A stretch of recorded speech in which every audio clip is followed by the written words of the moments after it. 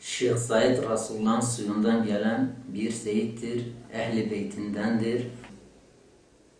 Medreseler kapandı, din vakıflar bakanlığa kaldırıldı, din mektepleri milli eğitime bağlandı, gazetelerde bir takım dinsiz yazarlar dine hakaret etmeye, peygamberimize dil uzatmaya cüret ediyorlar. Ben bugün elimden gelse bizzat düşmeye başlarım, dinin yükselmesine gayret ederim.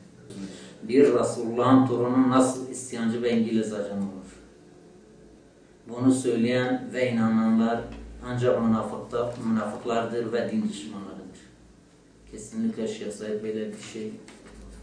Kabri Diyarbakır'da Kapı Ordu evinin karşısında askerlik lojmanın orada jonatör var, jonatörün altındalar. 47 arkadaşıyla birlikteler. Şimdi biz oraya biliyoruz. Biz de çok da ne kadar gitse Diyarbakır'a mesela genellikle gider. Orada Fatiha üzerinde Fatiha okuyoruz.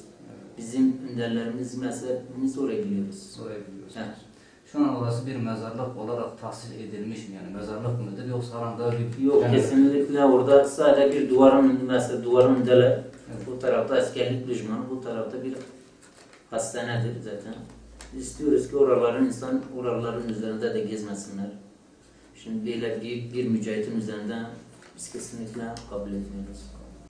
Diyarbakır Belediye Başkanı istersen Şeyh Said ve 47 arkadaşının mezarını verebilir. Yani isterse şimdi o verme şeysi de vardır.